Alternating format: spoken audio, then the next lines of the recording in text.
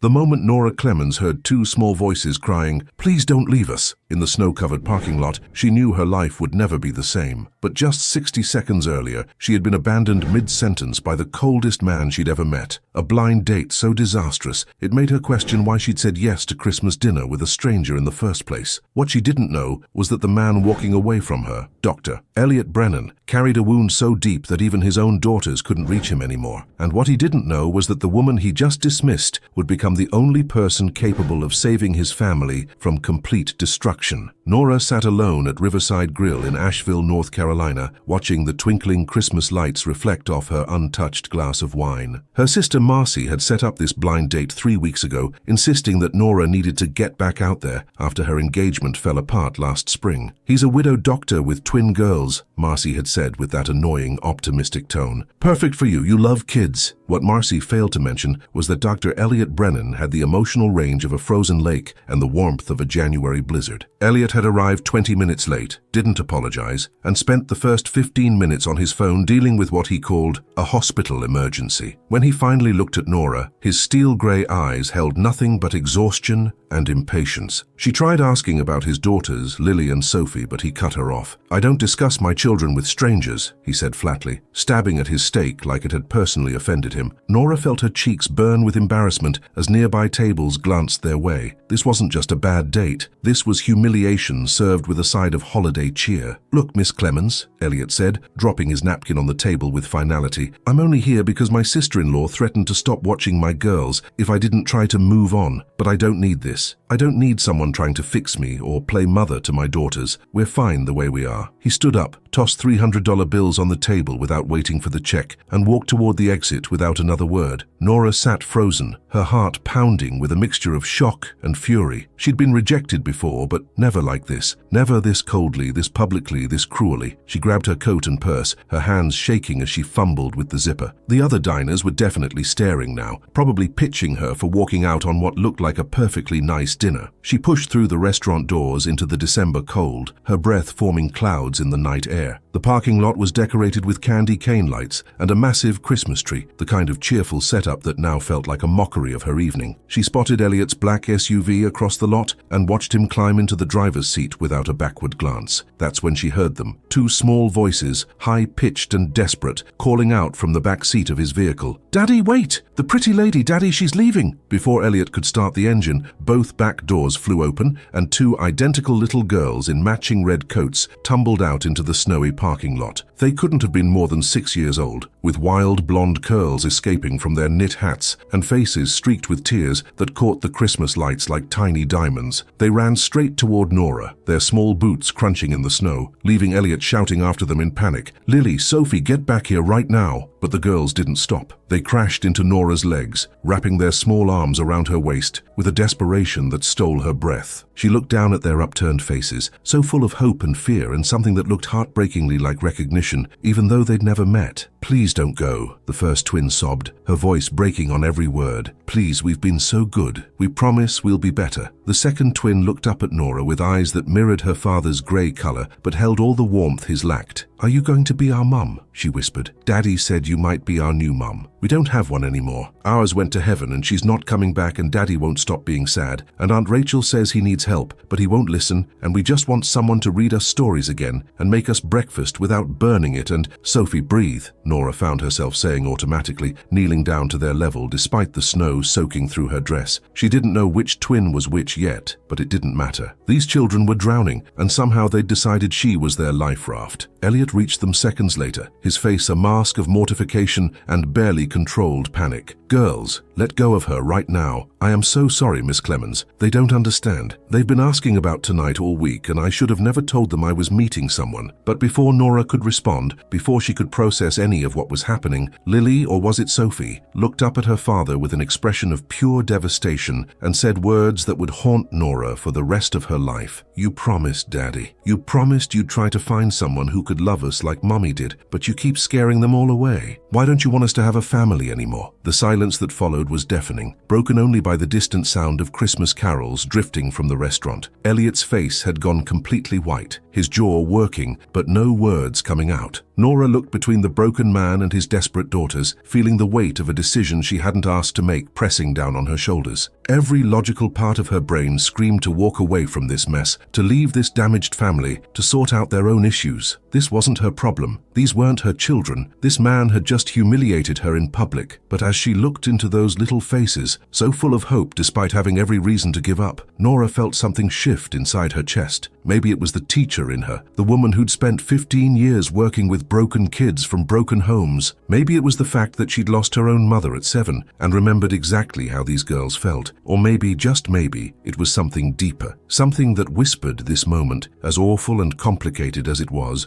exactly where she was supposed to be. Before this night is over, Nora would discover the real reason behind Elliot's walls. Before Christmas morning arrived, she would uncover a secret that explained everything about this family's pain. And before New Year's Eve, she would have to make an impossible choice that would either heal them all or destroy any chance at happiness she'd ever have again. But right now, in this snowy parking lot in Asheville, with 2 little girls clinging to her like their lives depended on it, and their father looking at her like she held all the answers he'd been too afraid to seek, Nora Clemens did the only thing she could do. She stayed. Nora's apartment keys felt heavy in her pocket as she stood in that parking lot, the weight of 2 little girls still pressed against her legs like anchors, keeping her from drifting away. She should have left. Every fiber of common sense screamed at her to politely extract herself from this family's chaos, wish them well, and drive home to her quiet life with her cat and her stack of ungraded papers. But something in the way Lily and Sophie held onto her, something in the desperate silence radiating from their father, made her mouth form words her brain hadn't approved. "Why don't we all go back inside and talk?" she heard herself say. "It's too cold out here for the girls." Elliot looked at her like she'd just offered him a lifeline he didn't deserve. For a moment, his mask cracked, and she saw raw gratitude flash across his face before the walls slammed back up. "You don't have to do that," he said stiffly. "I've already ruined your evening enough." But the twins had other ideas. "Yes!" Sophie practically shrieked, bouncing on her toes. "We can have hot chocolate. Daddy never lets us have hot chocolate at restaurants because he says it's overpriced sugar water, but maybe you can convince him because you seem nice and your perfume smells like our mommies used to smell like flowers." And Lily clamped a hand over her sister's mouth, but her eyes were pleading with Nora just as desperately. They ended up at a corner booth in the back of Riverside Grill, far from the curious stares of the other diners. The twins sandwiched Nora between them, leaving Elliot sitting alone across the table looking like a man facing execution. A patient waitress named Darla, who seemed to understand the delicate nature of whatever was happening, brought 2 massive hot chocolates topped with whipped cream and candy cane pieces without anyone even ordering them. "On the house, sweethearts," she said with a wink at the girls. "Merry Christmas." The gesture was so kind, it made Nora's throat tighten. For the first few minutes, nobody spoke. The twins slurped their hot chocolate, sneaking glances at Nora like they were afraid she might vanish if they looked away too long. Elliot stared at his coffee cup like it held the answers to questions he was too afraid to ask. Nora, for her part, felt completely out of her depth. She was a 5th-grade teacher, not a family therapist. She knew how to handle classroom drama and parent-teacher conferences, not whatever psychological minefield she'd just walked into. But when Lily reached over and slipped her small, sticky hand into Nora's, something in her heart cracked open. "Our mommy died 2 years ago," Lily said quietly, her voice so matter-of-fact it was almost worse than if she'd been crying. "She had cancer in her brain, and the doctors couldn't fix it even though Daddy tried everything. He spent all his money and worked all the time, but she still died. And then Daddy stopped smiling. He used to smile all the time, even when things were hard, but now he just works and comes home and sits in his office and forgets to make us dinner sometimes." Sophie nodded vigorously, whipped cream on her nose. "Aunt Rachel says he's stuck in his grief. We looked up what that means on her iPad. It means he's so sad about Mommy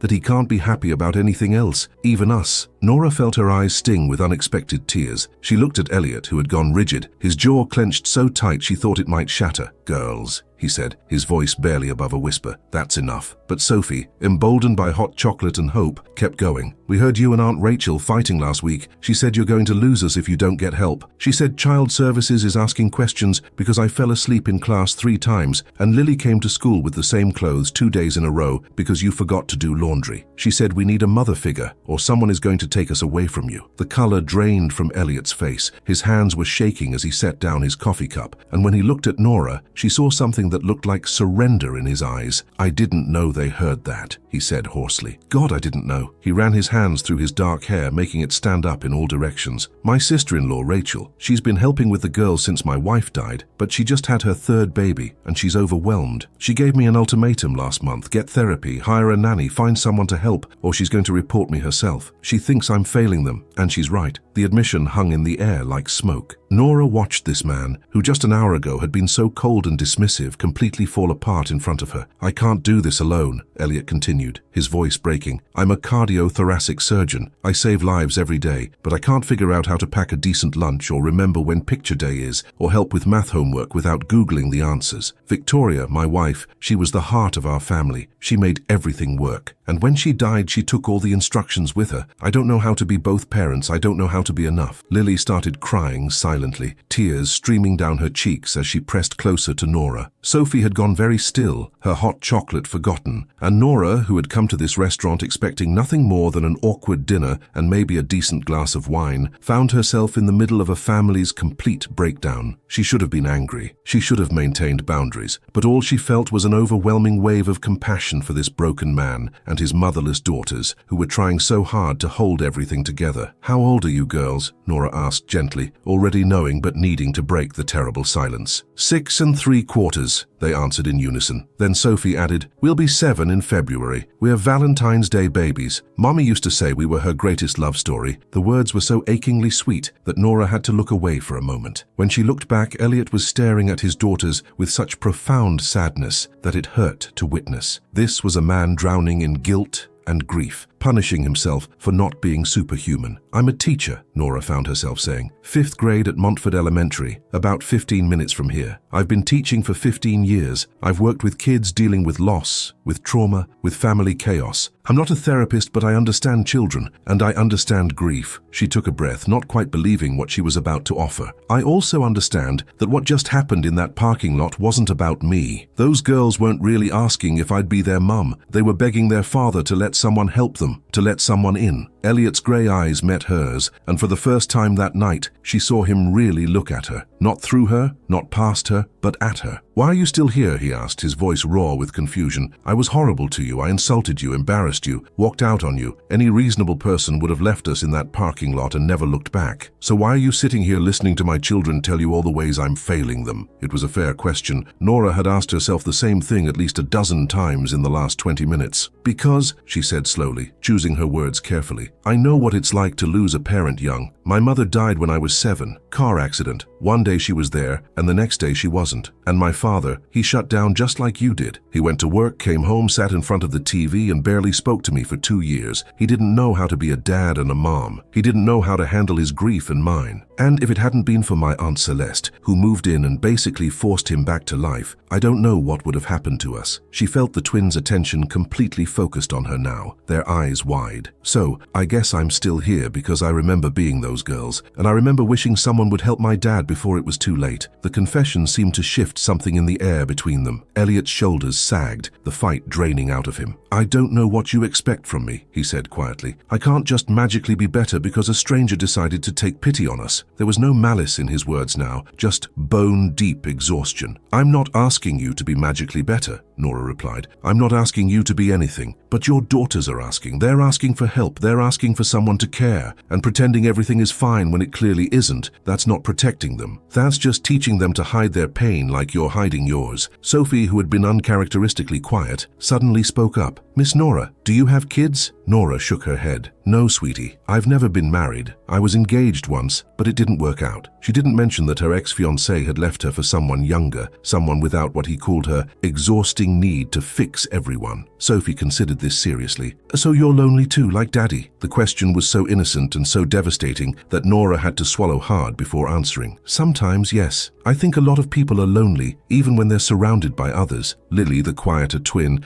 leaned her head against Nora's shoulder. You smell like home, she whispered. I don't know why, but you do. It was such a strange thing for a child to say, but somehow Nora understood exactly what she meant. There were people in the world who just felt safe, who radiated a kind of warmth that had nothing to do with familiarity and everything to do with recognition on a soul level. Maybe these girls sensed that in her, or maybe they were just so desperate for maternal affection that anyone kind would have felt like home. Elliot cleared his throat, visibly struggling with something. I need to say something, he began, his voice thick with emotion, "and I need to say it before I lose my nerve. What I did tonight walking out on you like that, it wasn't about you. You seem like a genuinely good person and you didn't deserve that treatment. The truth is, Rachel has been setting me up on these blind dates for months. Every single one ends the same way. The women are nice at first, but once they realize the baggage I come with, once they meet the girls and see how much work this would be, they disappear. So I started sabotaging them, being cold, being rude, cutting things short before anyone could get close enough to hurt my daughters when they inevitably left." "But we want someone to stay," Sophie interjected, her voice fierce. "We don't care if it's hard work. We can be really good girls. We can clean our rooms and do our homework without being asked, and we won't fight before bed. We'll be perfect if someone just stays." The desperation in her voice broke something in Nora's chest. These children had internalized their father's fear of abandonment so deeply that they believed they had to earn love by being perfect. It was a wound that would take years to heal, if it ever did. Nora looked around the table at this fractured family, at the exhausted father who'd forgotten how to ask for help and the little girls who'd taken on the burden of fixing him. She thought about her empty apartment, her quiet life, her carefully constructed walls that kept her safe from exactly this kind of complication. She thought about her ex-fiancé's words, about being too giving, too involved, too much. And then she thought about 7-year-old Nora, watching her father disappear into grief while she learned to make her own breakfast and forge permission slips because no one was paying attention. "I can't be your mum," she said carefully, and watched hope flicker and die in the twins' eyes. "But," she continued quickly, "I can be your friend. I can help your dad figure out some systems to make things easier. I can tutor you if you need it. I can be someone safe you can talk to. But this isn't a fairy tale where the lonely teacher and the widowed doctor fall in love and everything magically works out. This is real life, and real life is messy and complicated." She looked directly at Elliot. "And if we're going to do this, if I'm going to help in any way, you need to actually get professional help. Real therapy, not just blind dates your sister-in-law forces you on." Elliot studied her for a long moment, and Nora wondered if she'd pushed too hard, demanded too much. But then he nodded slowly. "Okay," he said. "Okay, I'll call someone tomorrow. I'll do whatever it takes." It wasn't a declaration of love or even friendship. It was just a man finally admitting he was drowning and accepting the lifeline being offered. Sometimes that was enough. The days following that strange Christmas dinner blurred together in a way that felt both surreal and oddly natural. Nora found herself thinking about Lily and Sophie at the most random moments, wondering if Elliot had remembered to pack their lunches or if anyone had helped them brush the tangles from their wild blonde curls. She told herself she was just being a concerned human being, that any decent person would worry about two little girls caught in the crossfire of their father's grief. But when her phone rang 3 days later with an unknown North Carolina number, her heart jumped in a way that had nothing to do with casual concern. "Miss Clemens, this is Elliot Brennan," the voice on the other end said formally, like he was calling about a business transaction rather than the emotional breakdown his family had subjected her to. "I wanted to let you know that I made an appointment with a therapist, Dr. Patricia Hendricks. She specializes in grief counseling. My first session is next Tuesday." There was a pause, and Nora could hear the sound of hospital intercoms in the background.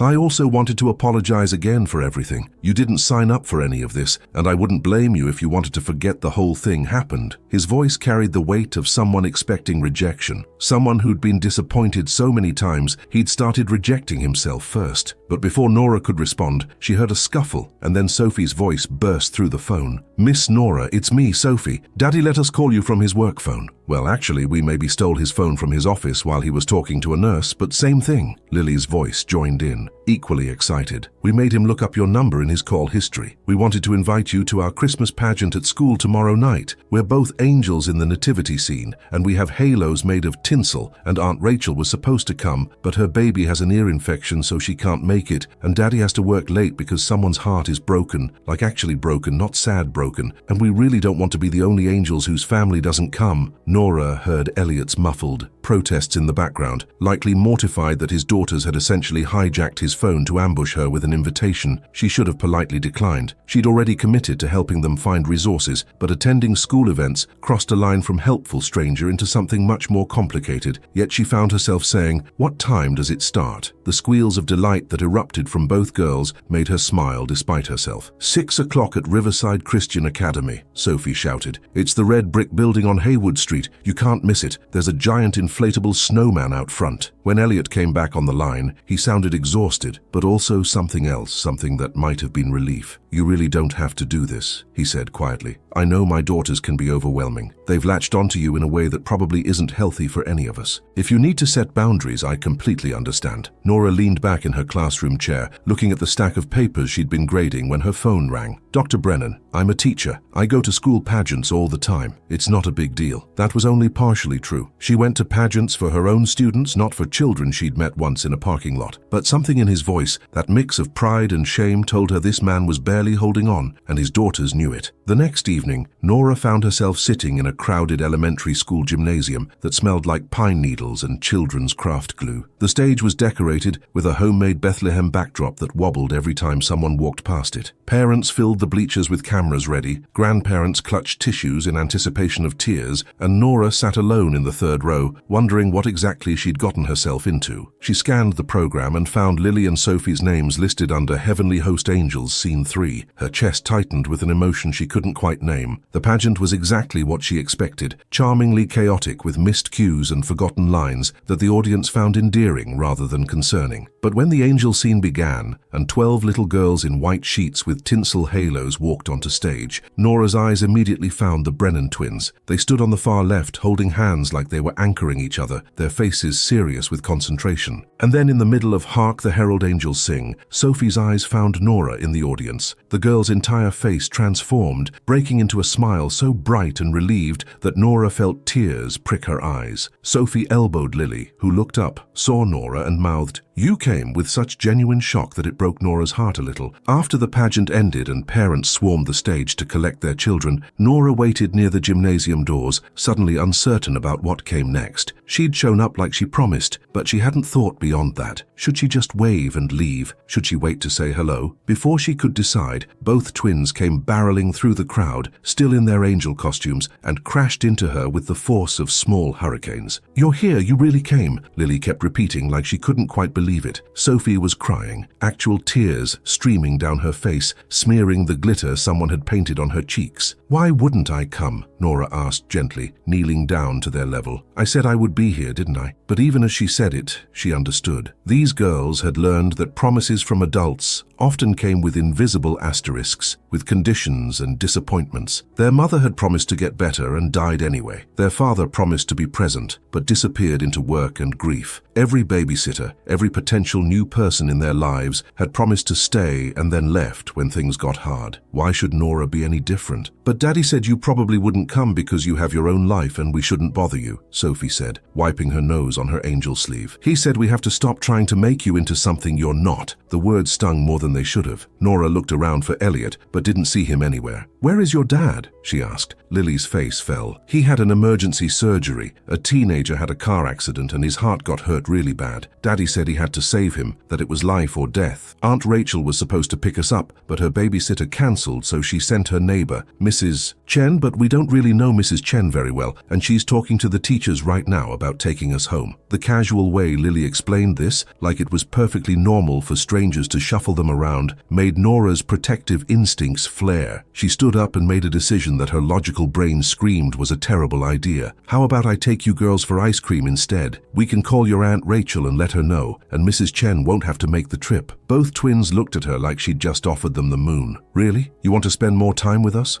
Sophie asked suspiciously. "Even though Daddy's not here and you don't have to?" It was a test, Nora realized. These girls were testing whether she actually cared about them or if she was just being polite because their father was watching. Well, their father wasn't watching now, and her answer would tell them everything about her intentions. "Really?" Nora confirmed. "Besides, you can't be angels in a Christmas pageant and not celebrate with ice cream. I'm pretty sure that's against the rules." She wasn't sure what she was doing or where this was leading, but as she watched the hope bloom across those two little faces, she knew that walking away now would do more damage than any complications staying might cause. choices. Sometimes you didn't choose the people who needed you. Sometimes they chose you, and all you could do was show up and hope you were enough. The ice cream parlor on Lexington Avenue was decorated with paper snowflakes and string lights that cast everything in a warm, golden glow. Nora sat across from Lily and Sophie in a corner booth, watching them devour their sundaes with the single-minded intensity only children could achieve. Sophie had ordered something called the Avalanche Supreme that appeared to be more whipped cream than ice cream, while Lily methodically worked through a mint chocolate chip cone, carefully licking around the edges to prevent drips. They'd been chattering non-stop for 20 minutes about the pageant, their classmates, their teacher, Mrs. Morrison, who let them be angels together, even though the director wanted to split them up. But then Sophie went quiet, her spoon hovering over her sundae, and said something that changed everything. "Miss Nora, can I ask you something? And you have to promise to tell the truth. Not the nice thing adults say when they're really thinking something else." Nora felt her stomach tighten with apprehension, but nodded. "I promise to tell you the truth." Sophie took a deep breath, her young face suddenly looking far too old for 6. "Do you think there's something wrong with us, like something broken that makes people not want to stay?" The question hit Nora like a physical blow. She set down her coffee cup carefully, buying herself a moment to formulate a response that would be honest,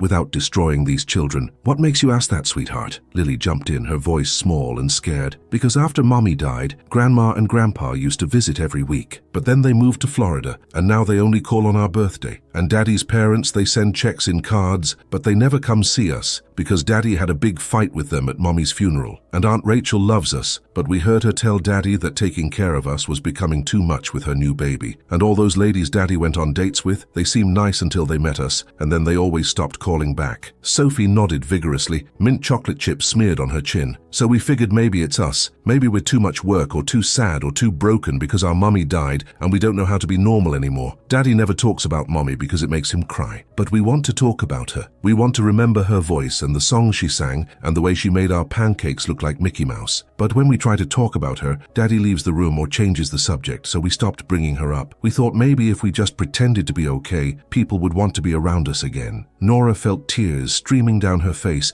before she even realized she was crying. These babies, these beautiful, brave little girls, were carrying guilt and shame that should never belong to children. They'd learned to silence their grief, to make the adults around them more comfortable. They'd learned that expressing pain meant being abandoned. They'd learned that their needs were too much, too heavy, too complicated for anyone to handle, and they'd internalized all of it as evidence of their own unworthiness, rather than the failures of the adults who should have been protecting them. "Listen to me very carefully," Nora said, reaching across the table to take both their hands. "There is absolutely nothing wrong with you, nothing broken, nothing too much, nothing that makes you unlovable. Your Mommy died, and that's the most unfair, horrible thing that could happen to anyone, especially children. And the adults around you, they're all dealing with that loss in their own messy, imperfect ways, but their inability to handle their own grief is not your fault, not even a little bit. You are not too much. You are not broken. You are two incredible little girls who survived something that would break most adults, and you're still here, still trying, still hoping. That doesn't make you damaged. That makes you warriors." Sophie started sobbing, the kind of deep,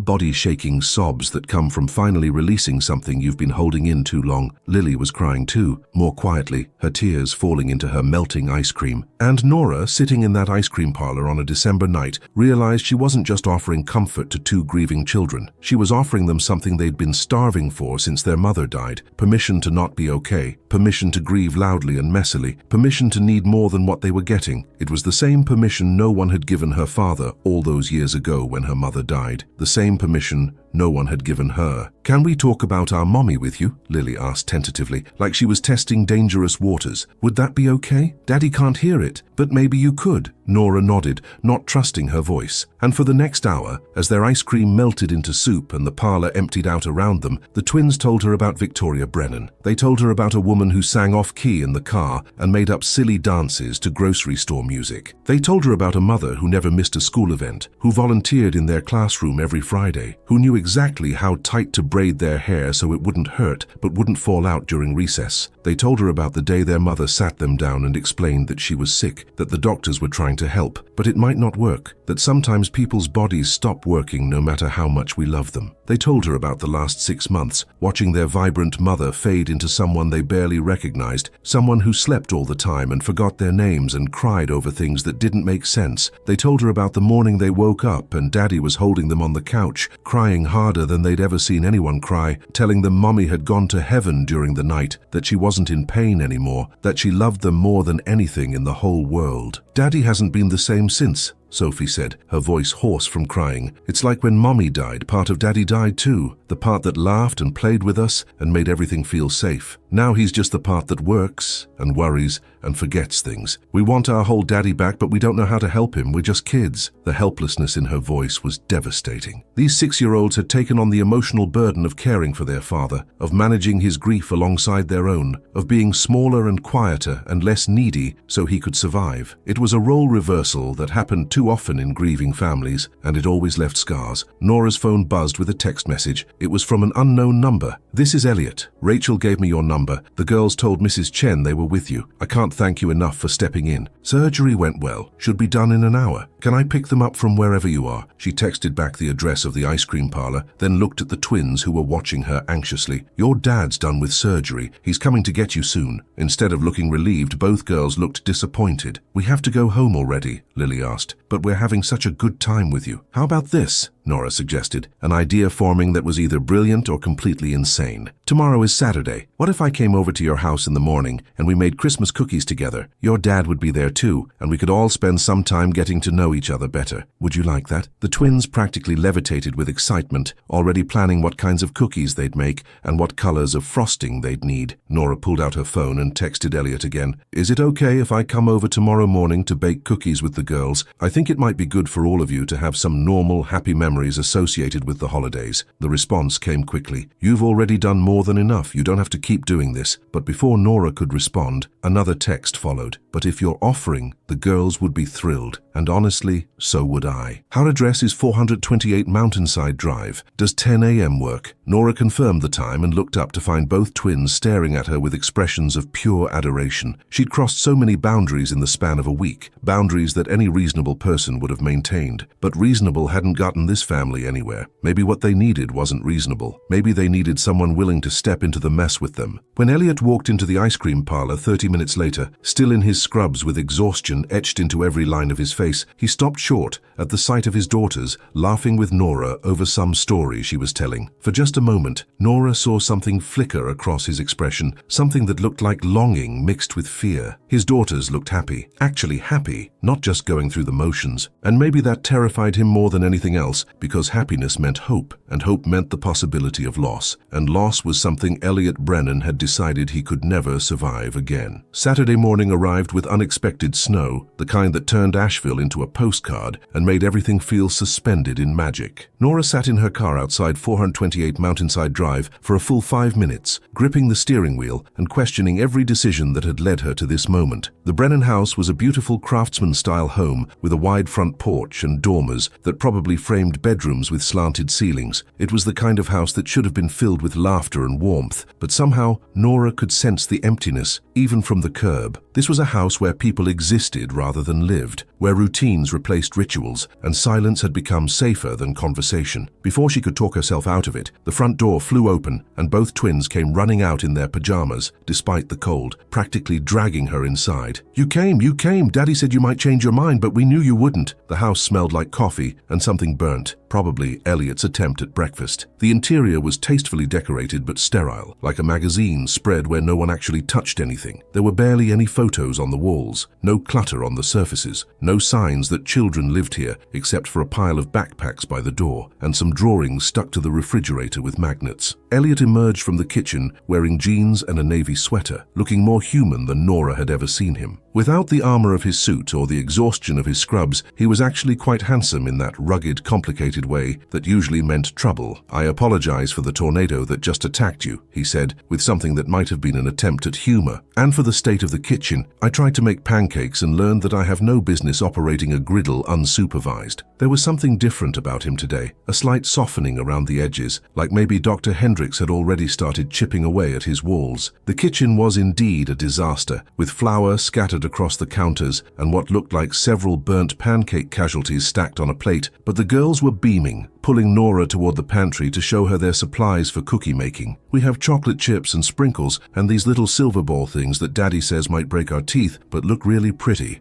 Sophie announced. Lily added more practically, "And we found Mommy's recipe box. It was in the back of the cabinet where Daddy put all her stuff. Her Christmas cookie recipe is in there. We haven't made them since she died." The air in the kitchen suddenly felt heavier. Elliot had gone very still, his jaw working like he was trying to decide whether to shut this down or let it happen. Nora could see the war playing out across his face, the part of him that wanted to protect his heart, warring with the part that knew his daughters needed this. "We don't have to use that recipe," Nora said gently. "We can find another one online if that's easier." But Lily was already pulling out a worn index card covered in looping handwriting, ingredient lists and temperatures, little notes in the margins like "Sophie likes extra vanilla" and "double batch for school parties." "I want to use Mommy's recipe," Lily said firmly, her voice stronger than Nora had heard it before. "I want to remember how they tasted. I want to make something she made. Is that okay, Daddy?" She looked at her father with such pleading hope that Nora felt like an intruder witnessing something too intimate for strangers. Elliot's eyes were shining with unshed tears, his throat working as he swallowed hard. "Yeah, baby girl," he finally managed. "That's okay. That's more than okay." And just like that, the dam that had been holding back 2 years of memories started to crack. They spent the next 3 hours making cookies, and it was messy and chaotic and occasionally frustrating when measurements went wrong or timers were forgotten. But it was also something else, something that felt like healing happening in real time. Sophie told stories about how their mother used to let them lick the beaters, which was probably not safe, but definitely delicious. Lily demonstrated the exact way Victoria had shown them to roll the dough, with firm pressure but gentle hands. And Elliot, after initially hovering anxiously in the doorway, gradually joined in, sharing memories Nora suspected he hadn't spoken aloud since his wife died. "She burned an entire batch once because she got distracted watching a Christmas movie with the girls," Elliot said quietly, rolling dough between his palms. "The smoke alarm went off and she just laughed, said the fire department probably needed something to do anyway. She never got flustered about the small stuff. It was one of the things I loved most about her, how she could turn any disaster into an adventure." His voice caught on the past tense, on the constant reminder that all his memories of Victoria would forever be locked in what was rather than what could be. "She sounds like she was an amazing person," Nora said softly. "She was," Elliot agreed, then looked at Nora with something like guilt shadowing his features. "And I know this must be incredibly awkward for you, spending your Saturday listening to a widower talk about his dead wife while making her cookies with their children. I'm not sure what kind of situation I've pulled you into here, but I'm starting to realize it's probably not fair to you." Nora paused in her frosting preparations, considering how to respond. The truth was, it was awkward. It was complicated and messy, and definitely not what she'd signed up for when she'd agreed to that blind date. But it was also important, maybe the most important thing she'd been part of in years. "Dr. Brennan," she started, but he interrupted. "Elliot, if you're going to spend your weekends in my kitchen teaching my daughters that grief doesn't have to be silent, you should probably call me Elliot." She smiled despite the heaviness of the moment. "Elliot, then. I don't think you've pulled me into anything. I think your daughters pulled me in and I chose to stay. And yes, this is complicated and unconventional, but your girls need to remember their mother. They need to talk about her and cry about her and make her recipes and keep her alive in the ways that matter. You all do. Pretending she never existed doesn't make the pain go away. It just makes everyone feel alone in it." Sophie, who had been suspiciously quiet while decorating a cookie with approximately half a container of sprinkles, suddenly spoke up. "Miss Nora, Daddy went to see a doctor this week. Not a regular doctor, but a talking doctor for sad people. He told us about it at breakfast. He said he's going to try to get better at being our daddy again." She looked at her father with such fierce pride that Elliot had to look away. "I told Dr. Hendricks about you, actually," Elliot admitted, surprising Nora, "about how a complete stranger showed up to my daughter's Christmas pageant and took them for ice cream and is now here making cookies like it's the most natural thing in the world. She asked if I was uncomfortable with your involvement." "And what did you say?" Nora asked, not sure she wanted to know the answer. Elliot met her eyes, and there was something raw and honest in his gaze that made her breath catch. "I said I was terrified, because my daughters have already attached themselves to you in a way that's going to devastate them if you decide this is too much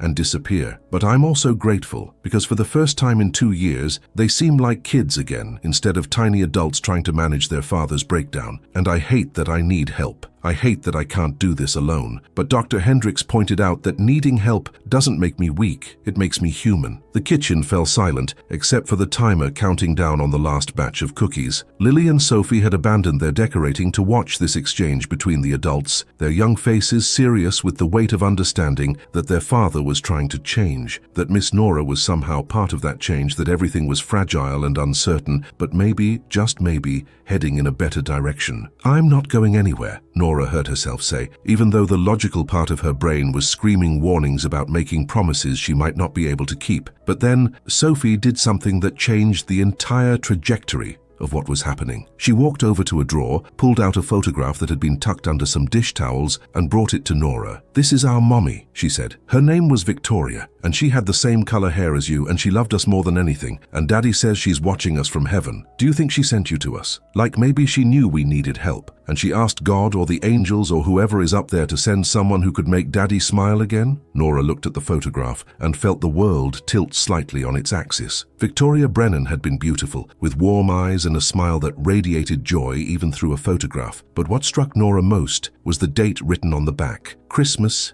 2022. This was the last Christmas Victoria had been alive, probably one of the last photos ever taken of her healthy and whole, and her daughters had been hiding it in a kitchen drawer because their father couldn't bear to see it. That single detail told Nora everything she needed to know about how deep this family's wounds really went, and how much work it would take to heal them. The photograph stayed on the kitchen counter for the rest of the afternoon, propped against the flour canister like a silent witness to the day's events. Nora kept glancing at it, at Victoria's radiant smile, and feeling the strange weight of stepping into a space that still belonged to a ghost. But as the hours passed and the cookies piled up on cooling racks, something shifted in the house. Music started playing from someone's phone, first Christmas carols, and then just random songs that made the girls dance around the kitchen. Elliot actually laughed. A real genuine laugh when Sophie got frosting in her hair and Lily tried to fix it but only made it worse. By the time early evening rolled around, they'd produced approximately 7 dozen cookies in various states of decoration quality. Some were magazine-worthy with perfect frosting swirls and artistic sprinkle placement. Others looked like they'd been decorated by enthusiastic raccoons in the dark. But every single one had been made with something this house had been missing for too long: joy. "We should take some to Aunt Rachel," Lily suggested, carefully arranging cookies in a tin she'd found, "and some to Mrs. Morrison at school, and maybe some to the nurses at Daddy's hospital, who always give us lollipops when we visit." Elliot was watching his daughters with an expression Nora couldn't quite read, something between wonder and grief, like he was seeing them clearly for the first time in years, and mourning all the moments he'd missed while trapped in his own pain. "When did you two get so thoughtful?" he asked, his voice thick with emotion. Sophie shrugged like it was obvious. "Mommy always said the best way to feel better when you're sad is to make someone else happy, so we try to do that. We just haven't had many cookies to give away lately because you can't really bake, Daddy, no offense." The casual honesty made everyone laugh, breaking the tension that had been building all day. But then Elliot's phone rang with that particular tone that made his entire body go rigid. "It's the hospital," he said, already moving toward his office. "I'm on call this weekend. I have to take this." Nora watched him disappear down the hallway, his shoulders already hunched with the weight of whatever crisis was waiting on the other end of the line. The girls' faces fell in unison, that practiced disappointment of children who'd learned not to expect their father to stay. He returned 5 minutes later, already changed into different clothes, his doctor persona sliding back into place like armor. "There's a 14-year-old girl in the ER, motorcycle accident, cardiac trauma.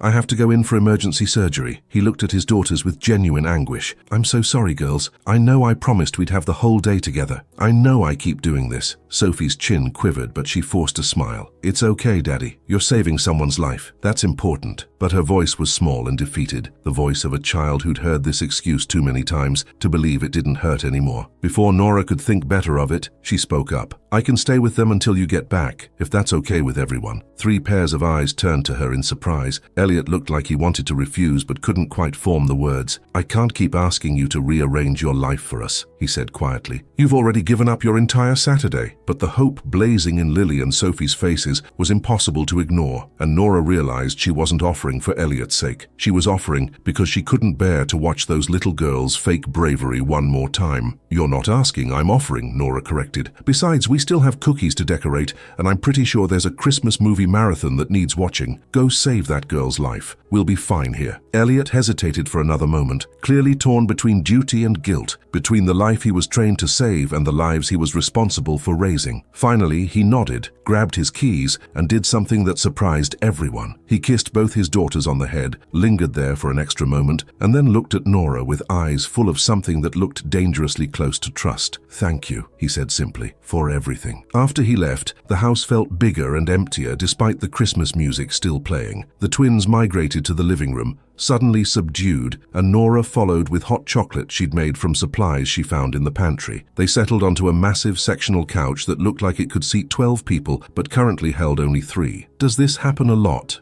Nora asked gently. "So your dad getting called away?" Lily nodded, curling into Nora's side like it was the most natural thing in the world. "All the time. He's the best heart surgeon in Asheville, maybe in all of North Carolina. That's what Aunt Rachel says. So when someone's heart is really broken, they call Daddy. He saves everybody's hearts except his own," Sophie added, with a wisdom no 6-year-old should possess. "And except ours. We keep trying to tell him we need him too, but he says what he does at the hospital is life or death and we're safe at home, so we have to understand. But understanding doesn't make it hurt less." She said it matter-of-factly, like she was reporting the weather rather than describing the fundamental loneliness of her existence. Nora felt her chest tighten with anger at a system that demanded so much from one person that he had nothing left for the people who needed him most. "Can I tell you something?" Nora said carefully. "When my mom died and my dad shut down, I used to think it was my fault, that if I was better or quieter or needed less, maybe he'd come back to himself. But my Aunt Celeste, she told me something I didn't understand until I was much older. She said that sometimes the people who are supposed to take care of us are so broken themselves that they can't see past their own pain. And it's not our job to fix them or to make ourselves smaller so they can manage. It's their job to get help and show up for us anyway." The twins were listening with rapt attention, like she was sharing state secrets. "Did your daddy get help?" Lily asked. "Eventually," Nora confirmed, "but it took a long time and a lot of people telling him the same thing before he finally listened. The good news is, your daddy is already getting help. He's seeing Dr. Hendricks. That's a really big step, even if it doesn't feel like much is changing yet." Sophie considered this seriously. "How long did it take your daddy to get better?" Nora thought about those 2 years of frozen dinners and silence, of learning to forge her father's signature on permission slips, of becoming invisible in her own home. About 2 years, but everyone's different. Some people heal faster. They watched The Polar Express because it was Sophie's favorite, even though Lily insisted the animation was creepy and the eyes are weird. Halfway through, both girls had fallen asleep draped across Nora like puppies, their breathing deep and even. Nora sat very still, afraid to move and wake them, and realized this was the first time in years she'd felt genuinely needed. Not in the superficial way of her students needing her to teach them long division, but in the profound way of children needing someone to witness their pain and stay anyway. It was terrifying and beautiful and complicated in ways she couldn't begin to untangle. Her phone buzzed with a text from Elliot. "Surgery successful. Girl is stable. Should be home by 10 p.m. I can't thank you enough for this. You've given me something I didn't think I'd ever have again. The ability to focus on my work without constant guilt about my daughters. That's a gift I don't know how to repay." Nora looked down at the sleeping girls, at their matching blonde curls and the peaceful expressions on their faces, so different from the tension they usually carried. She thought about typing something casual, something that maintained appropriate boundaries. Instead, she wrote, "You don't have to repay anything." This is what showing up looks like for all of you. When Elliot finally came home at 10:47 p.m., he found Nora still on the couch with his daughters,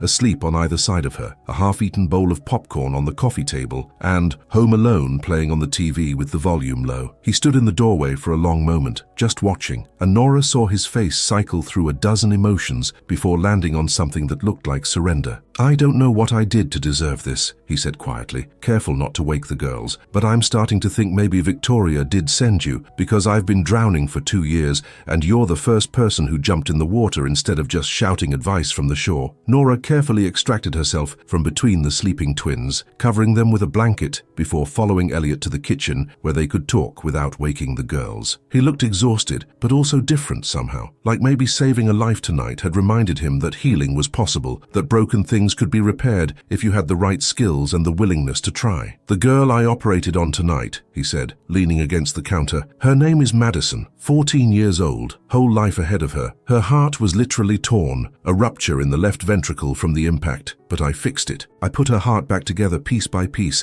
and now she'll live to graduate high school, go to college, fall in love, have kids of her own maybe." He paused, his voice breaking. "But I can't fix my own daughter's hearts. I can suture cardiac muscle and repair valves and restart a stopped heart with my bare hands, but I don't know how to heal the damage I've done by being absent. I don't know how to tell them I'm sorry without it sounding empty. I don't know how to be the father they deserve when I'm still so angry at the universe for taking their mother. And then you show up, this complete stranger who has no obligation to us, and you do in one day what I haven't been able to do in 2 years. You make them feel safe enough to be children again." Nora stood in Elliot's kitchen at nearly 11 o'clock at night, watching this brilliant surgeon who could repair hearts with microscopic precision completely fall apart over his inability to fix his own family. The vulnerability in his confession was so raw it hurt to witness, and she found herself caught between the urge to comfort him and the knowledge that she was getting far too entangled in a situation that could destroy them all if it went wrong. "You're not giving yourself enough credit," she said finally. "You called a therapist. You're trying. That's more than a lot of people do." But Elliot shook his head, running his hands through his dark hair in frustration. "Do you want to know what Dr. Hendricks said in our first session? She said I've been using work as a socially acceptable form of abandonment, that I've convinced myself I'm being noble by saving other people's lives, while my daughters eat cereal for dinner 3 nights a week and wear mismatched socks to school because I forgot to do laundry. She said I'm punishing myself for not being able to save Victoria, and in the process I'm punishing my girls for reminding me of what I lost." His voice cracked on the last word. "She's right, about all of it, and I hate that I needed a stranger to point it out." Nora moved closer, not touching him but near enough that he could feel her presence. "Grief doesn't follow a logical timeline, Elliot. There's no right way to lose someone you love, especially someone you built your entire life around. Victoria wasn't just your wife, she was your partner, your co-parent, probably your best friend. When she died, you didn't just lose her. You lost the future you'd planned, the person who knew how you took your coffee, and which daughter needed extra reassurance before bed, and 1,000 other details that made your life work. Nobody teaches you how to rebuild after that kind of devastation. But my daughters shouldn't have to pay the price for my inability to cope," Elliot said fiercely. "They lost their mother. That should have been enough trauma for a lifetime. They shouldn't also have to lose their father to grief." There was such self-loathing in his voice that Nora understood why he'd been sabotaging every relationship opportunity that came his way. He didn't believe he deserved happiness. He didn't believe he deserved help. He'd been punishing himself with isolation, convinced it was what he'd earned for failing to save his wife. "Can I ask you something personal?" Nora said carefully. Elliot gestured for her to continue, his defenses too worn down to protest. "How did Victoria die? I mean, I know it was brain cancer, but what actually happened at the end?" Elliot's face went pale, and for a moment she thought he might refuse to answer, might shut down the way he had at the restaurant. But instead, he started talking, the words spilling out like he'd been holding them back for so long they'd been poisoning him from the inside. "It was December 28th, 2 years ago, 3 days after Christmas. We'd had this beautiful Christmas morning with the girls, even though Victoria was so weak she could barely stay awake for an hour at a time. But she rallied, the way dying people sometimes do at the end. She helped the girls open presents, made jokes, seemed almost like herself. I let myself hope maybe we'd have more time than the doctors predicted. That night, after the girls went to bed, Victoria asked me to lie down with her. She told me she loved me, that I'd given her the most beautiful life, that our daughters were proof that our love would outlive her body." His hands were shaking as he continued. "She made me promise to find happiness again, to let someone love me and the girls, to not let grief turn me into someone she wouldn't recognize. I promised her everything she asked, because I would have promised her the moon if she'd wanted it. And then she fell asleep in my arms, and she just didn't wake up. Her breathing got quieter and slower, and then it stopped. And I'm a doctor, Nora. I knew she was dying. I knew there was nothing I could do, but I couldn't move. I couldn't call anyone. I just held her and watched the sun come up on a world where my wife didn't exist anymore." Tears were streaming down Nora's face. She couldn't help it. The image he'd painted was so devastating, so intimate, that it felt wrong to witness it without being affected. "I'm so sorry," she whispered, knowing the words were inadequate but having nothing else to offer. "The hardest part," Elliot continued, his voice breaking completely now, "was telling the girls. They woke up that morning so excited to play with their new toys, and I had to explain that Mommy was gone. Sophie asked if we could call heaven and ask her to come back. Lily just went completely silent for 3 days, didn't speak. didn't cry, just stared at nothing like her soul had left her body. And I had to plan a funeral and deal with her parents who blamed me for not trying some experimental treatment in Germany, and handle my own parents who said losing Victoria was God's will and I needed to accept it and move on. That's when you cut them off, Nora guessed, remembering what the girls had said about the fight at the funeral. Elliot nodded bitterly. My father actually said in front of everyone that I should be grateful I had my career to fall back on, and that I was young enough to remarry and give the girls a proper mother, like Victoria was some appliance that had broken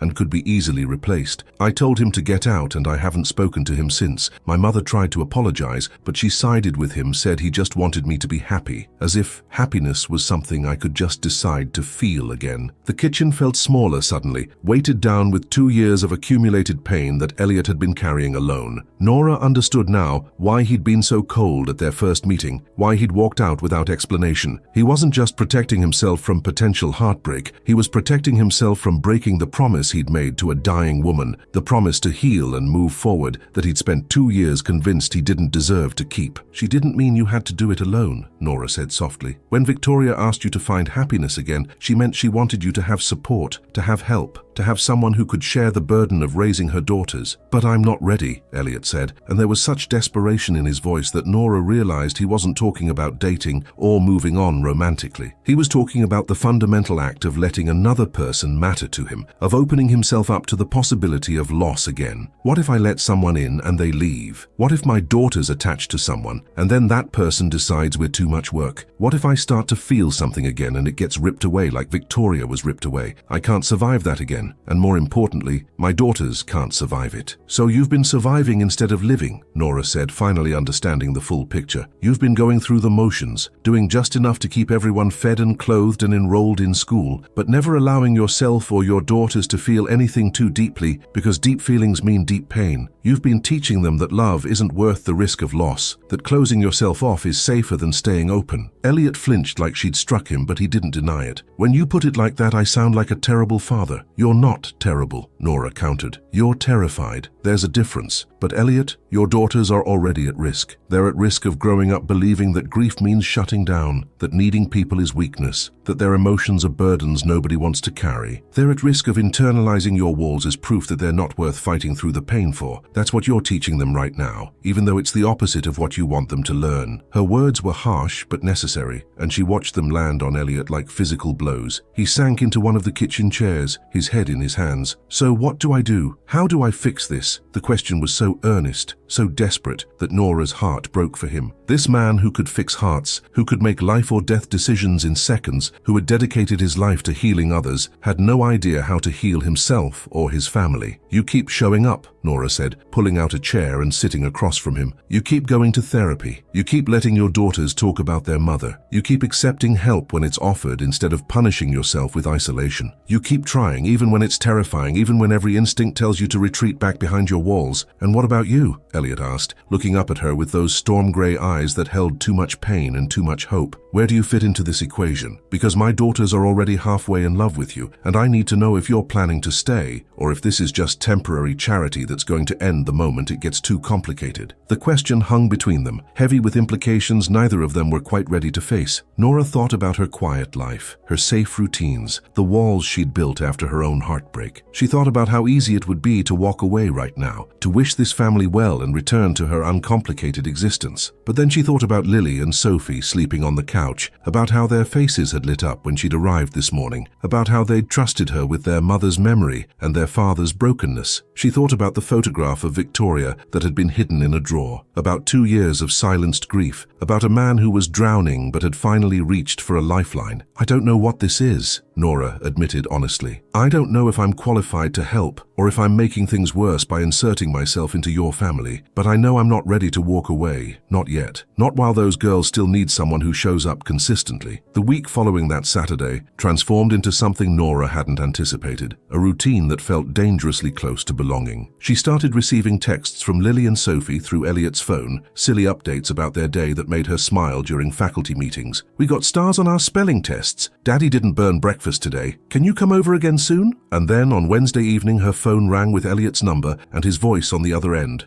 tentative and uncertain. The girls have been asking non-stop when they'll see you again. I told them you have your own life, but they're relentless. Would you want to join us for dinner Friday? Nothing fancy, just pizza and probably chaos. Nora should have said no. She should have established boundaries, maintained distance, protected herself from the inevitable complications of getting more involved. Instead, she heard herself saying yes, and when Friday arrived, she found herself at their door with a board game she thought the girls might enjoy. What she didn't expect was walking into a house that looked completely different from the sterile museum she'd visited before. There were photographs on the walls now, pictures of Victoria with the girls as babies, family vacations, Christmas mornings. The coffee table had coloring books and crayons scattered across it. The kitchen had a chalkboard calendar with everyone's schedules color-coded and little drawings in the margins. "Dr. Hendricks gave me homework," Elliot explained, catching her surprised expression. "She said I've been treating this house like a mausoleum instead of a home where my daughters are supposed to live and grow. She told me to put Victoria's pictures back up, to let the girls make messes, to stop trying to preserve everything exactly as it was when she died. It feels wrong, like I'm erasing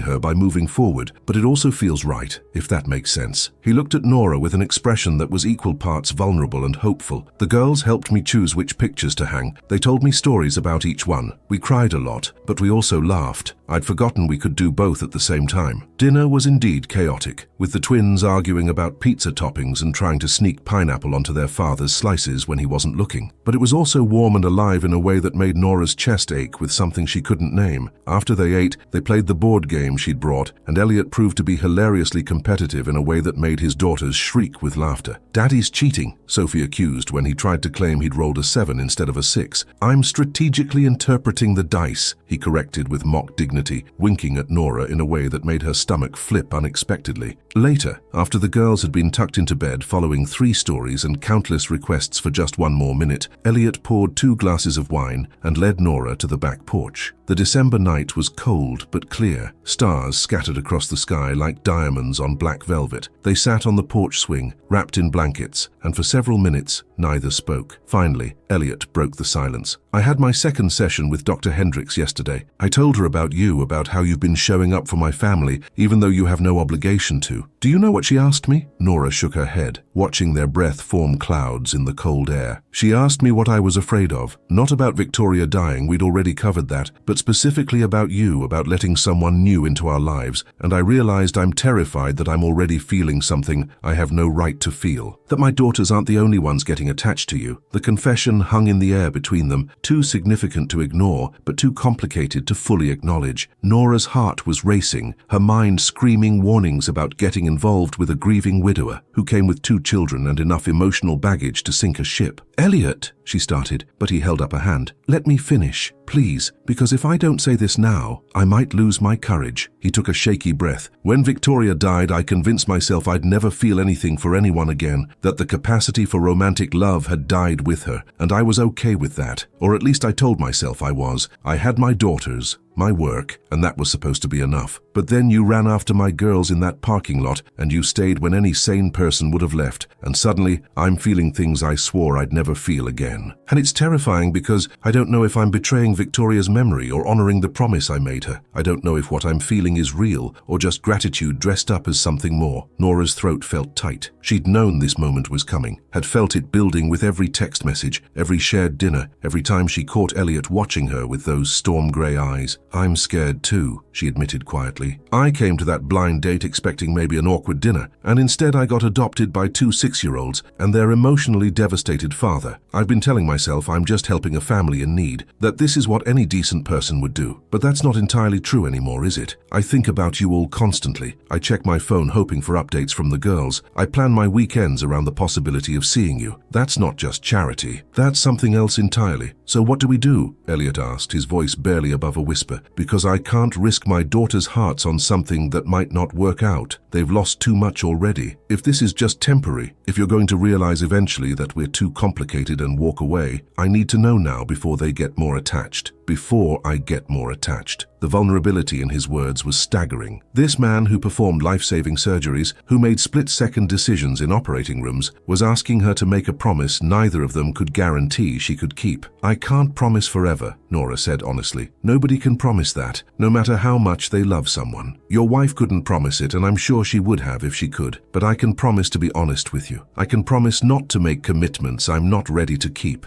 I can promise that if I'm here, I'm all in, not halfway or conditionally, and I can promise that if things change, if this becomes something I can't handle, I'll talk to you about it instead of just disappearing. Your daughters deserve that much. You deserve that much." Elliot looked at her for a long moment, searching her face for something she hoped he found. "Dr. Hendricks said I need to learn to trust again, not blindly, not without protecting my daughters, but enough to let good things happen instead of sabotaging them out of fear. She said Victoria wouldn't want me to spend the rest of my life alone, because I'm afraid of losing again. She said the point of love isn't its permanence, it's its existence, that even if something ends, it doesn't mean it wasn't worth having." He paused, his hand finding hers in the space between them on the swing. "I want to trust you, Nora. I want to believe this could be something real, but I need time. I need to take this slowly." "Slowly is good," Nora agreed, her fingers intertwining with his in a way that felt both natural and momentous. "Slowly gives everyone time to adjust, to figure out what this is without rushing into definitions or expectations." They sat like that for a while longer, holding hands on a porch swing while the December stars witnessed the fragile beginning of something neither of them had been looking for. Inside the house,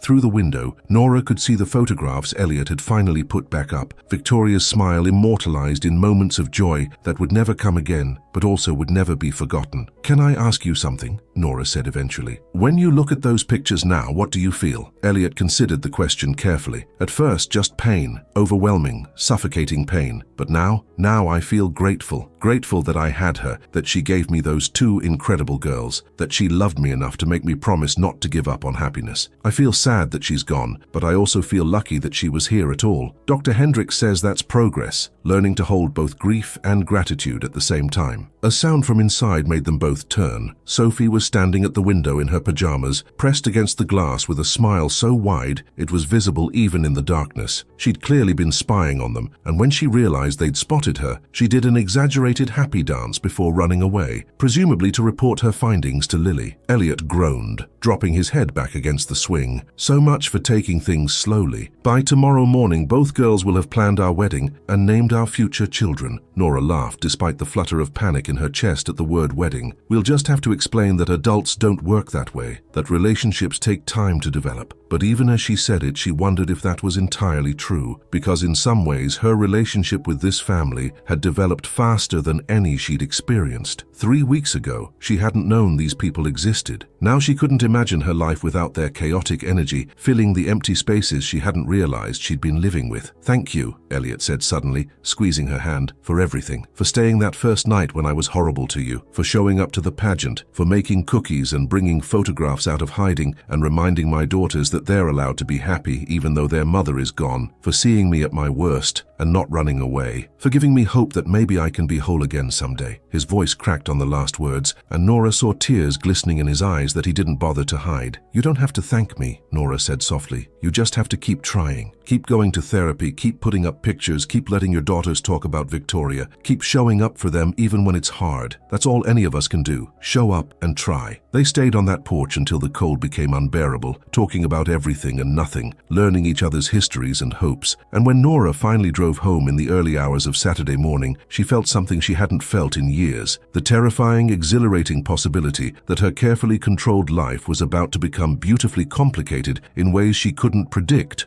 or control. Christmas Eve arrived with the kind of perfect snowfall that made Asheville look like a postcard. Nora had been invited to spend the evening with the Brennans, an invitation that had come from all three of them with varying degrees of nervousness. The girls had called her on speakerphone, their voices tumbling over each other with excitement about their plans. Elliot had texted separately later that night, "No pressure, but it would mean a lot to all of us if you came. First Christmas since Victoria that doesn't feel completely devastating. That's because of you." The weight of those words had kept Nora awake most of the night, wondering what exactly she was stepping into and whether she was ready for it. She arrived at 6, with homemade tamales, a recipe her Mexican grandmother had taught her years ago, and gifts she'd agonized over for days. Books for each twin that she thought they'd love, and for Elliot, a leather journal embossed with a quote from Mary Oliver. "Tell me, what is it you plan to do with your one wild and precious life?" It felt simultaneously too personal and exactly right. The moment she walked through the door, both girls launched themselves at her like she'd been gone for months instead of just a few days. "Miss Nora, you're here. We made sugar cookies shaped like snowmen, and Daddy only burned 2 batches this time." The house was transformed with Christmas decorations that hadn't been there during her last visit. A tree stood in the corner of the living room, covered in ornaments that clearly held years of memories. "The girls wanted to use all of Victoria's ornaments this year," Elliot explained, following her gaze. "Previous years I couldn't handle it, so we just put up a small tree with new decorations. But they insisted, said their mom would be sad if her favorite ornaments stayed in boxes forever. They were right." His voice was steady, no longer breaking every time he mentioned his late wife's name. The therapy was working, Nora realized. He was learning to carry his grief without letting it crush him. Dinner was warm and chaotic, with the twins telling elaborate stories about their school Christmas party and the boy in their class who'd accidentally glued his hand to a reindeer craft. Elliot had actually cooked a simple roasted chicken and vegetables, but the pride on his face when everyone complimented it was touching. "Dr. Hendricks suggested I learn to cook properly," he admitted. "Said ordering takeout 6 nights a week wasn't sustainable, and that cooking together could be family bonding time. So I've been watching YouTube tutorials. The girls have been very patient with my learning curve." After dinner, they opened presents, and Nora watched as Elliot gave his daughters gifts that showed he'd actually been paying attention. Art supplies for Sophie, who loved to draw, and a science kit for Lily, who wanted to be a veterinarian. When the girls opened their books from Nora, their reactions were explosive with joy. "How did you know I wanted this one?" Lily breathed, clutching a novel about a girl who rescues animals. "I saw you looking at it in the school library," Nora admitted. "You checked it out 3 times but never got to finish it because someone always had it on hold." Then it was Elliot's turn to open his gift. He unwrapped the journal slowly, reading the quote on the cover twice before looking up at Nora with eyes that held too much emotion to name. "This is perfect," he said quietly. "Dr. Hendricks has been asking me to journal about my feelings, but I couldn't bring myself to start. This feels like permission somehow, like an invitation to actually think about what I want my life to look like moving forward." He stood, crossed to where Nora sat, and did something unexpected. He kissed her forehead gently, a gesture so tender and chaste that it somehow felt more intimate than anything else that had passed between them. The girls, of course, lost their minds with excitement. "Did you see that, Lily? Daddy kissed Miss Nora. Does that mean she's our girlfriend now, or is it Daddy's girlfriend? How does this work?" Sophie's rapid-fire questions made everyone laugh, breaking the intensity of the moment. "It means I care about Miss Nora very much," Elliot said carefully, "and we're all figuring out what that means together. But nobody is anyone's anything without lots of conversations first. Adults are complicated that way." It was a diplomatic answer that satisfied no one but bought them time. Later, after the girls had been tucked into bed with promises that Santa would come while they slept, Elliot and Nora found themselves alone again. But this time, something felt different. There was a shift in the air between them, an acknowledgement of feelings that could no longer be denied or explained away as gratitude or circumstance. "I have something for you too," Elliot said, pulling a small wrapped box from behind the tree. Inside was a delicate silver bracelet with 3 charms, 2 small hearts and 1 larger one in the center. "The girls helped me pick it out," he explained. "The 2 small hearts are for them, and the big one is supposed to be me. They said you needed something to remind you that we're thinking about you even when we're not together." Nora felt tears burning behind her eyes. "Elliot, this is beautiful, but it's also significant, and I want to make sure we're on the same page about what's happening here, because that kiss earlier, innocent as it was, felt like a line we crossed, and I need to know what you're ready for, what you want from this, from me." She was trembling slightly, vulnerable in a way she hadn't been since her engagement ended. Elliot took her hands in his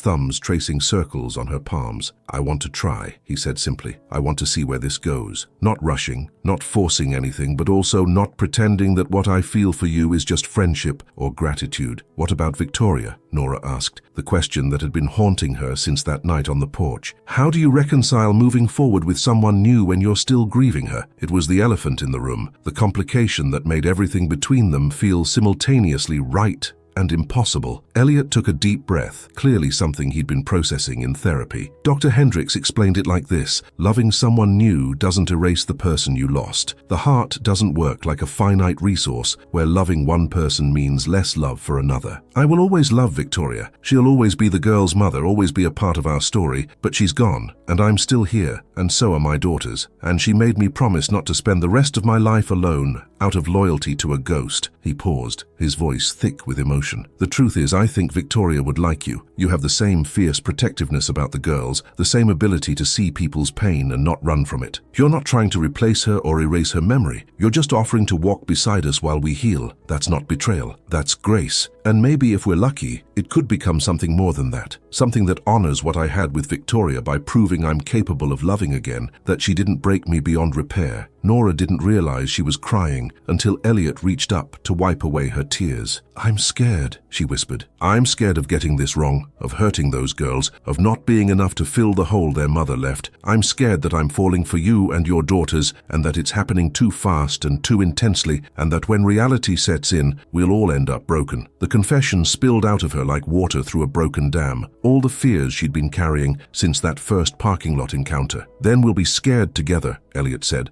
pulling her closer. We'll take it slow, communicate constantly, protect the girls by being honest about what we don't know. We'll go to therapy if we need to. We'll set boundaries. We'll check in with each other and make sure this is working for everyone. But Nora, I can't let fear make me miss out on something that could be extraordinary. I did that for 2 years and all it got me was loneliness and daughters who thought they had to be perfect to deserve love. I won't do that anymore. They stood there in the Christmas tree lights, holding each other while snow fell outside, and 2 little girls slept upstairs, dreaming of Santa and presents, and maybe, just maybe, of a future where their family felt complete again. It wasn't a fairy tale. There would be hard days ahead, moments when grief would resurface unexpectedly, times when the weight of Victoria's absence would feel unbearable, but it was real, it was honest. And it was the beginning of something none of them had thought possible just 3 weeks ago. Merry Christmas, Nora, Elliot whispered against her hair. Thank you for giving my family the greatest gift we could have asked for, hope. And as midnight approached, turning Christmas Eve into Christmas morning, Nora realized that sometimes the best gifts aren't the ones you plan for or expect. Sometimes they come in the form of 2 desperate little girls running through a snowy parking lot, asking a stranger to stay. Sometimes they come disguised as complications and chaos and the terrifying vulnerability of opening your heart when every logical reason says you shouldn't. Sometimes, if you're incredibly lucky, they come in the form of a second chance you never knew you needed. The next morning, Christmas dawned bright and cold. Nora had stayed over in the guest room, not wanting to drive home late on icy roads, and she woke to the sound of excited squeals and rapid footsteps. Before she could fully orient herself, both twins had burst into her room and jumped on her bed. Santa came. Santa came and he left presents, and there's one with your name on it, and Daddy's making pancakes that actually smell good instead of burned, and this is the best Christmas ever. Sophie's words tumbled out in a rush while Lily just beamed, snuggling close to Nora like this was the most natural thing in the world. Downstairs, the tree was surrounded by presents, and Elliot stood in the kitchen doorway wearing a ridiculous apron that said, "Kiss the cook," with actual pancakes that looked edible. The domesticity of it all should have terrified Nora, should have sent her running for the door. Instead, it felt like coming home, like maybe, just maybe, she'd been running toward this moment her entire life without knowing it. The girls dragged her to the tree, chattering about everything Santa had brought, but what caught Nora's attention was a framed photograph sitting on the mantel that hadn't been there last night. It was the picture of Victoria from Christmas 2022, but now it was displayed prominently alongside new photos from this Christmas. The girls decorating cookies, Elliot laughing at something Sophie had said, and one of all 4 of them that Elliot must have taken on his phone the previous night. The message was clear. Victoria would always be part of this family's story, but they were writing new chapters now. Chapters that included healing and hope and the possibility of joy after devastating loss. Chapters that included Nora. 6 months later, on a warm June evening, Nora stood in the Brennan backyard, watching Lily and Sophie chase fireflies through the gathering dusk. The transformation in those girls was nothing short of miraculous. They laughed freely now, fought like normal sisters, and talked about their mother without the crushing weight of silenced grief. Elliot had continued therapy religiously, and together they'd navigated the complicated terrain of blending a new relationship with grief, parenthood, and 2 very opinionated 6-year-olds who'd recently turned turned 7 and had extremely specific ideas about what their family should look like. It hadn't been easy. There had been hard days when Elliot retreated into old patterns, when the girls had meltdowns triggered by missing their mother, when Nora questioned whether she was equipped for this level of complexity. There had been a particularly difficult moment in March when Sophie had screamed at her during a tantrum that she wasn't their real mom and never would be. Nora had locked herself in the bathroom and cried while Elliot comforted his daughter, and later that night they'd all sat together and talked about feelings and boundaries and how love doesn't replace other love, it just expands to make room for more. But there had been beautiful moments too. The first time Lily called her Nora Mom by accident and then asked shyly if that was okay. The night Sophie had a nightmare and ran to Nora's room instead of Elliot's, trusting her with her fear. The afternoon Elliot told her he loved her while they were doing something as mundane as grocery shopping, the words falling out of him in the produce aisle like he couldn't hold them in anymore. The day Nora realized she loved him back, loved all of them, in a way that was different from anything she'd experienced before but no less real. Rachel had embraced Nora enthusiastically, grateful that her brother-in-law finally had support and that her nieces were thriving. Even Elliot's parents had reached out after hearing about Nora, his mother calling to apologize for the things said at Victoria's funeral and asking tentatively if they could meet this woman who'd brought their son back to life. It was awkward and emotional, but it was a start. Healing, Nora had learned, wasn't linear. It came in fits and starts, with setbacks and breakthroughs, and it required more courage than she'd ever imagined. Now as she watched Elliot emerge from the house carrying a tray of lemonade, she felt something settle in her chest. Peace,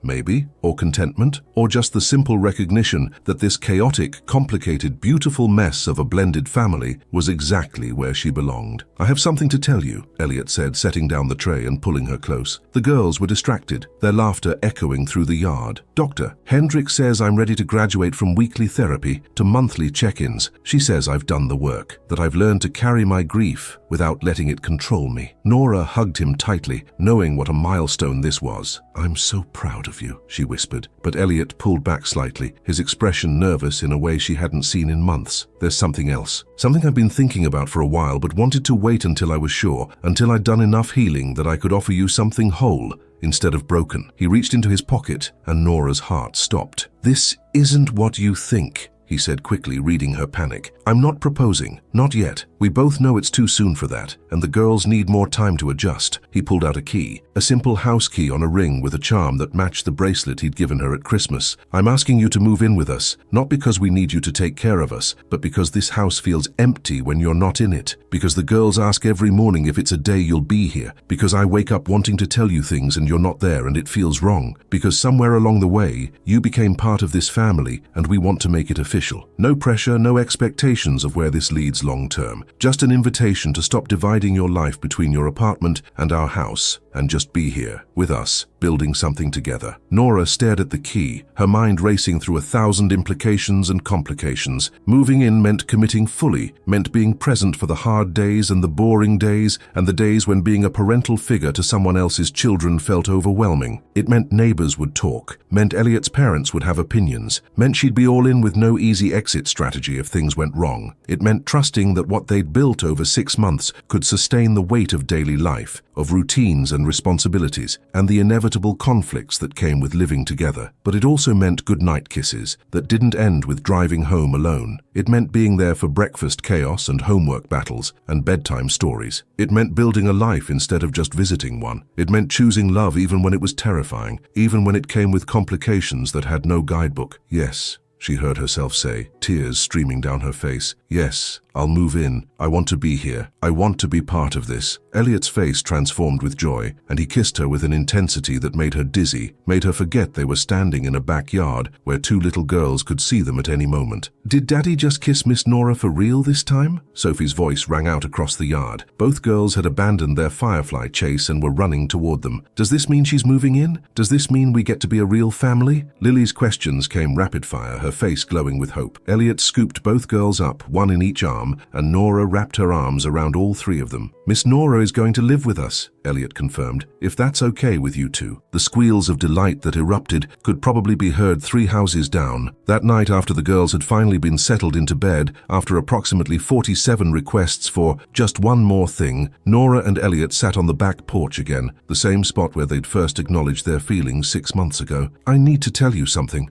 Nora said, her voice quiet but steady. I don't know if I'll ever be able to replace what the girls lost. I don't know if I'll always get the parenting stuff right. I don't know if loving you means I'm equipped to be a mother figure to your daughters, but I know I'm going to try. I know I'm going to show up every day and do my best and love them fiercely, even when it's hard. That's all any parent can do, Elliot said softly. Biological or otherwise, Victoria wasn't perfect either. She made mistakes, got overwhelmed, had days when she locked herself in the bathroom just to have 5 minutes of peace, but she loved those girls with everything she had, and she showed up for them every single day. That's what makes someone a parent. Not genetics or legal documents, but consistent, unwavering presence. And Nora, you've been doing that since the night you ran after 2 scared little girls in a parking lot. You've already been their parent in all the ways that matter. The words broke something open in Nora's chest, some final wall she'd been holding up out of fear of presuming too much, of stepping into a role that belonged to someone else. Do you think Victoria would really be okay with this? She asked, the question that still haunted her in quiet moments. Elliot was quiet for a long time, considering. I think Victoria loved those girls more than anything in the world. And I think if she's watching from wherever people go when they die, she's grateful that they have someone who loves them almost as fiercely as she did, someone who sees their pain and doesn't run from it, someone who makes them laugh and feel safe and shows them that their family can grow without erasing what they lost. He paused, his voice thick with emotion. And I think she'd be happy that I found you, not as her replacement, because you could never replace her, and I'd never ask you to, but as someone who makes me want to be better, who reminds me that I'm still alive and that life is still worth living fully. You've given us all permission to heal, Nora. That's not betrayal. That's the greatest gift anyone could give us. They sat in comfortable silence, watching the stars emerge one by one, and Nora felt the weight of the past 6 months settle into something solid and real. Before this is over, I want to tell you something important. This story you've been listening to, it's not just about a chance encounter in a parking lot or a blind date gone wrong that somehow became something beautiful. It's about the courage it takes to stay when leaving would be easier. It's about choosing hope even when grief feels safer. It's about 2 little girls who refused to let their father disappear into sorrow, and a woman who heard their cry for help and answered it, even though it complicated her entire life. It's about the messy, imperfect, beautiful way that families are sometimes built from broken pieces and brave choices. A year after that snowy Christmas Eve, Nora and Elliot stood in the same backyard surrounded by friends and family. The twins, now 8 years old, wore matching flower crowns and carried baskets of petals. Rachel dabbed at her eyes with tissues. Even Elliot's parents were there, reconciled and grateful. And on the chair reserved for honored guests sat a framed photograph of Victoria, her radiant smile included in the celebration because she would always be part of their story. When the officiant asked if anyone objected to this union, Sophie stage whispered loudly enough for everyone to hear, "Mommy in heaven says it's okay, we asked her last night." The laughter and tears that followed were the perfect benediction. Now it's your turn. If this story touched your heart, write in the comments what country you're listening from. Your support helps us reach more people with stories of hope, healing, and the transformative power of showing up for each other. Subscribe and hit the notification bell so you never miss another story that might change how you see love, loss, and second chances. Because sometimes the family you need finds you in the most unexpected ways, in a snowy parking lot on a Christmas night when 2 little girls asked a stranger the bravest question of all, "Will you stay?"